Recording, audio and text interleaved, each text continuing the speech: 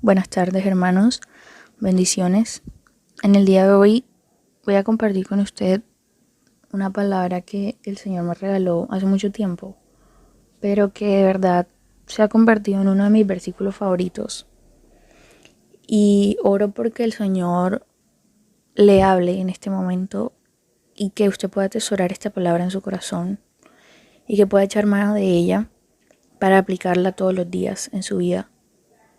Entonces quiero que me acompañe al libro de Job, capítulo 22, versículo 28. Y voy a leer para usted y dice: determinarás a sí mismo una cosa y te será firme, y sobre tus caminos resplandecerá la luz. Otra vez, determinarás a sí mismo una cosa y te será firme, y sobre tus caminos resplandecerá la luz. Esta es la versión Reina Valera 1960. Y voy a leer para usted la nueva versión internacional que dice: cuando ores, Él te escuchará y tú le cumplirás tus votos. Tendrás éxito en todo lo que emprendas y en tus caminos brillará la luz. Quisiera que a lo largo de los próximos minutos usted medite en este pequeño párrafo. Sí, porque vemos que de pronto es una oración corta, pero engloba una connotación bastante importante. Y de verdad que es mi deseo que, así como yo, usted pueda darse cuenta de la verdad tan significativa que este versículo implica para nuestras vidas. Para empezar, quisiera que ahí donde usted está se haga una pregunta: ¿qué es lo que me motiva? ¿Qué es esa cosa o ese sentimiento o incluso quién es esa persona que me motiva a levantarme todos los días, a ir al trabajo, a formar relaciones importantes con otras personas, a ir a la iglesia, incluso estar aquí conectado escuchando esta palabra hoy? ¿Qué es lo que me motiva? Pareciera que fuera una pregunta sencilla, ¿sí? Y que de pronto diríamos que merece una respuesta simple, una respuesta corta, pero cuando realmente nos hacemos esta pregunta, reflexionamos en ella, nos damos cuenta de que es exactamente todo lo contrario, que responderla es bastante complejo. Sí, entonces quiero que usted piense en algo. El ser humano es una entidad que piensa y siente. Pensamientos, sentimientos. Estas dos cosas es lo que a nosotros nos va a diferenciar como una especie superior. Pensamientos y sentimientos. Esto es lo que a nosotros nos hace seres humanos. Ahora bien, esta relación entre pensamiento y sentimiento, esto va a determinar un resultado. Este resultado son las acciones.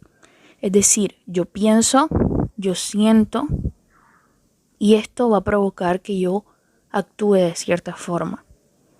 Entonces podríamos decir de que la motivación es un estado interno que activa, dirige y mantiene la conducta de una persona. ¿Hacia qué? Hacia ciertas metas, ciertos objetivos, ciertos fines, ¿sí?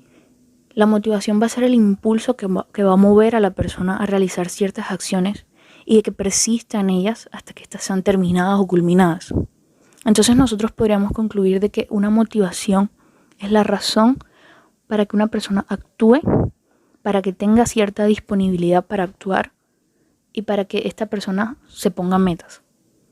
Ahora usted se preguntará, bueno, ¿qué tiene que ver esto de la motivación con el versículo que nosotros acabamos de leer? Y mi respuesta para usted es que la respuesta es absolutamente todo. Hoy en día nosotros vemos que vivir una vida cristiana y una vida de servicio a Dios ha tomado una connotación de un sentido de obligación. ¿Sí? Realmente vemos que no hay una motivación genuina para servir a Dios, sino que hay un sentido de compromiso, de causalidad, de carga, de obligación, de condicionalidad, como usted le quiera llamar. Un sentido de que si no hago tal cosa, entonces van a venir consecuencias negativas a mi vida. Que si no oro, si no leo la Biblia, entonces me va a ir mal. Si no muestro mi cara por la iglesia, los hermanos van a pensar cosas malas de mí. Si no hago esto, entonces el Señor me va a castigar. Y ver la vida cristiana de esta manera, por un lado, es cierto, porque nosotros hemos sabido o hemos sido enseñados y hemos leído muchas veces en la palabra de que el no servir a Dios y el no obedecer los mandatos de Dios, esto no va a traer bendición sino maldición a nuestras vidas. Completamente cierto. Pero vivir solamente bajo este principio de obligación, causalidad, condicionalidad, de causa y efecto, este principio nos ha llevado a vivir una vida mediocre y totalmente diferente a como Dios lo desea para ti y para mí. Nosotros no podemos pensar de que la vida cristiana en su totalidad es esto, de que es una obligación, un compromiso, una condición para que me vaya bien. ¿Sí? Esto solamente es un pequeño componente de la vida cristiana. Dios no quiere que tu fe esté dada dentro de un margen de mediocridad, simplicidad, compromiso, obligación. Por esto es necesario que hoy entendamos que vivir para Cristo implica dos adjetivos, y son dos adjetivos positivos: lo correcto y lo mejor. Vivir para Cristo es lo correcto y lo mejor. Usted dirá, bueno, ¿por qué es lo correcto y por qué es lo mejor? Vivir para Cristo es lo correcto porque esto glorifica a Dios. Y vivir para Cristo es lo mejor porque esto va a maximizar tu felicidad y mi felicidad. Ahora bien, puede surgir la duda de, bueno, ¿cuál es la relación entre la gloria de Dios y mi felicidad? Nosotros hemos estado acostumbrados a pensar de que una persona que realmente está comprometida con Dios le va a servir por un sentido de deber y obligación, de que ese sentido de compromiso con el Señor está dado por un deber. Y también asumimos erróneamente que servir diligentemente y completamente a Dios es una tarea miserable. Y escúchame bien, con esta palabra miserable yo no me estoy refiriendo a la connotación grosera que se le ha dado ni la connotación grotesca que se le ha dado, sino a su verdadero significado. Según la Real Academia Española, la palabra miserable significa un adjetivo que denota algo que es extremadamente pobre, abatido, desdichado o infeliz. ¿Sí? Entonces, si nos ponemos a pensar en lo que yo acabo de decir, la gente del mundo, así como muchos cristianos e incluso nosotros mismos, vemos que servir a Dios es un trabajo sin recompensa, es un trabajo en el que toca servir sin paga, sin amor, en el que toca soportar reprensiones, sufrir desprecios, sufrir burla. Y créanme que ese panorama no es nada llamativo para nadie, ¿sí? Si definimos la vida cristiana de esta manera, nadie se apuntaría a servir a Dios. Ahora, yo no estoy diciendo que el cristiano va a recibir dinero por predicar el nombre de Jesús, que no va a sufrir, que no va a ser despreciado, que no va a ser maltratado, porque eso sería una mentira. Sabemos que el mismo Jesús dice que ni siquiera tenía donde recostar su cabeza, que fue escupido, que fue maltratado, ¿sí? Pero en este punto tenemos que aplicar lo que mencioné anteriormente, es que no podemos ver la vida del cristiano como una obligación, una tarea miserable o una tarea que no va a traer sino solamente cosas malas, sino que debemos verlo como que vivir para Cristo es lo correcto y es lo mejor, porque esto glorifica a Dios y maximiza mi felicidad. Entonces, para responder la pregunta de antes, la relación que hay entre la gloria de Dios y mi felicidad es que Dios se glorifica más en ti y en mí cuando nosotros estamos más satisfechos en Él. No son dos factores mutuamente excluyentes. La gloria de Dios y tu felicidad y mi felicidad no son dos cosas separadas, sino que al contrario son directamente proporcionales. Dios se glorifica más en ti y en mí cuando tú y yo estamos más satisfechos y más gozosos de glorificarle a Él. Seguir a Cristo es lo correcto. ¿Por qué? Porque Él es Dios y Él merece toda la gloria. Pero seguir a Cristo también es lo mejor, porque no hay mayor gozo que servir a Cristo de todo corazón. Quiero que piense en lo que eso significa más profundamente. Dios es más glorificado en nosotros cuando nosotros estamos más satisfechos en Él. Y esta declaración reúne dos verdades muy importantes. La primera verdad es que la motivación y la pasión central de Dios es su gloria. Todo lo que nosotros hagamos, todo debe hacerse para la gloria de Dios. Nosotros estamos llamados a ser unos espejos que reflejen la gloria de Dios y el resplandor de Cristo. ¿Sí? En 1 Corintios 10:31, la Nueva Versión Internacional dice: así que, ya sea que coman o beban, o hagan cualquier otra cosa, háganlo todo para la gloria de Dios. Entonces nos damos cuenta de que todo lo que nosotros hagamos, absolutamente todo, debe ser enfocado a que sea glorificar a Cristo de una u otra manera. Y la segunda verdad es que todas las personas buscan el gozo o la felicidad. Esto es cierto para todas las personas en todos los lugares del mundo. Viéndolo desde un punto de vista filosófico, hay un gran pensador francés que fue matemático y un montón de cosas más, que le daban cierto estatus como un filósofo bastante importante, que se llamaba Blaise Pascal. Y él dijo estas palabras que yo le voy a leer a continuación. Él dijo: todos los hombres buscan ser felices. Esto no tiene excepción. Por diferentes que sean los medios empleados, tienden todos a este fin. Lo que hace que unos vayan a la guerra y otros no vayan es este mismo deseo que hay en los dos, acompañado de diferentes puntos de vista.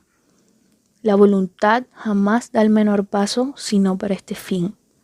La búsqueda de la felicidad es el motivo de todas las acciones de todos los hombres, incluso de aquellos que van a perderse. Entonces podríamos concluir, basado en estas palabras, que Pascal afirma que la motivación del ser humano para vivir es buscar la felicidad.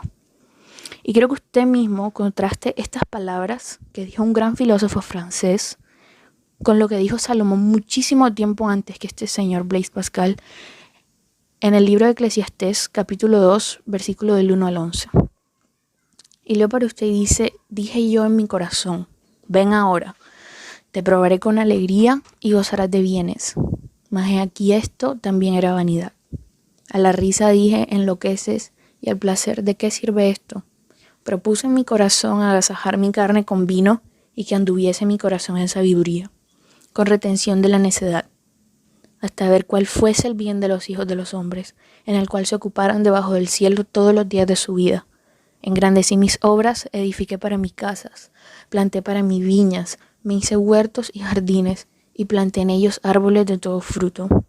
Me hice estanques de aguas para regar de ellos el bosque donde crecían los árboles. Compré siervos y siervas, y tuve siervos nacidos en casa. También tuve posesión grande de vacas y de ovejas, más que todos los que fueron antes de mí en Jerusalén. Me amontoné también plata y oro, y tesoros preciados de reyes y de provincias. Me hice de cantores y cantoras, de los deleites de los hijos de los hombres, y de toda clase de instrumentos de música. Y fui engrandecido y aumentado más que todos los que fueron antes de mí en Jerusalén. A más de esto conservé conmigo sabiduría. No negué a mis ojos ninguna cosa que desearan, ni aparté mi corazón de placer alguno, porque mi corazón gozó de todo mi trabajo, y esta fue parte de toda mi faena. Miré yo luego todas las obras que habían hecho mis manos, y el trabajo que tomé para hacerlas, y he aquí todo era vanidad y aflicción de espíritu, y sin provecho debajo del sol. La gente por naturaleza busca la felicidad, ¿sí? Nosotros vemos diariamente que las personas persiguen la felicidad donde creen que la van a encontrar, tal y como lo hizo Salomón, en el alcohol, en las drogas, en las fiestas, en los amigos, en todas partes. Pero nosotros sabemos que la gente no va a encontrar la felicidad ahí. Podríamos enfatizar en que buscar la felicidad es una ley del corazón humano. Y cuando me refiero a corazón humano, me refiero a la carne, ¿sí?